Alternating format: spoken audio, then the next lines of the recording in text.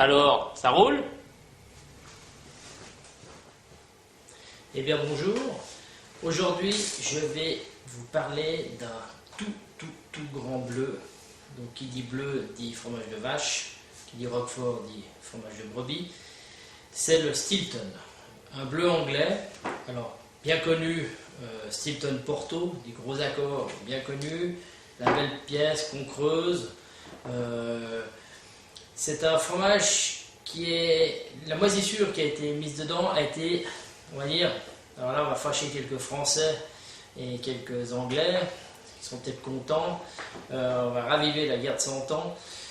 Les Anglais ont ramené la moisissure, le Penicillium roquefortis, donc la moisissure qui est tirée du pain de seigle, pour faire les roqueforts ou les bleus des Indes. Dans les cales de bateau, ce sont des fromages frais qui ont moisi à cause du pain de seigle qui a été mis en cale de bateau, et ce pain de seigle a moisi et a développé ce Penicillium roquefortis et s'est déposé sur le fromage, et le fromage est parti en bleu.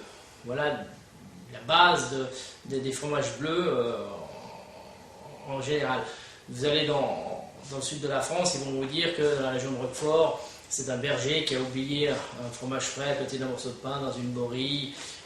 Donc il y a 1012 variantes. Mais je dirais au niveau historique, les Anglais, en rentrant des Indes, ont développé cette moisissure dans les cales de bateau pour mettre après volontairement dans du fromage. Donc le Stilton, fromage anglais de vache, affiné dans le pourtour de Londres, dans des tunnels désaffectés. C'est quelque chose d'assez incroyable, c'est des énormes tunnels, et l'affineur les termine. Ils arrivent même à les mettre une sorte de plâtre autour pour les protéger, pour pas qu'ils sèchent, ou des toiles très épaisses pour les maintenir, pour les garder, pour les vieillir. C'est un fromage qui a beaucoup d'arômes au niveau du nez. Moi je trouve que ça sent la noisette, ça sent un petit peu le beurre fondu, le beurre noisette, avec ce côté un peu végétal qu'on peut retrouver dans les fromages anglais. Donc, je ne sais pas si on voit bien sur la caméra, vous avez un persillé mais pas très régulier, qui part comme ça, plus ou moins bleu selon l'affinage. Donc là on a des Stilton qui ont 8 mois d'affinage, donc une jolie croûte. Là c'est tout à fait un Stilton qui irait parfaitement pour creuser, pour servir à la cuillère. Mais aujourd'hui, je vais sortir de nouveau mon couteau, on va se le faire juste gratter comme ça.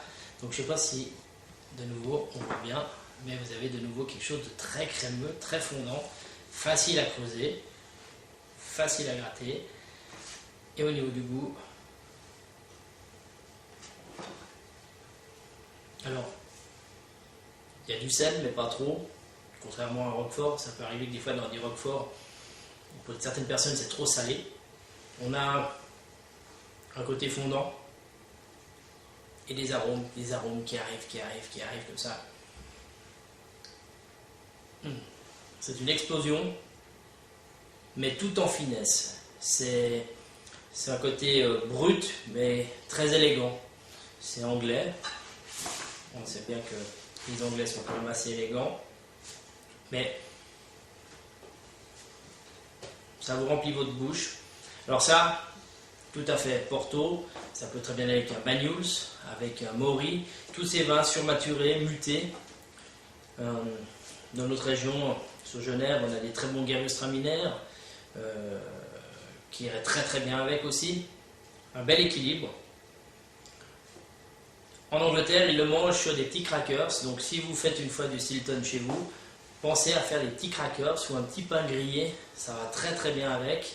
Et vous faites une petite quenelle comme ça posée dessus. Pour moi, très grand fromage, très grand bleu, qui mérite d'être connu. Dégustez chez Bruyant. À bientôt.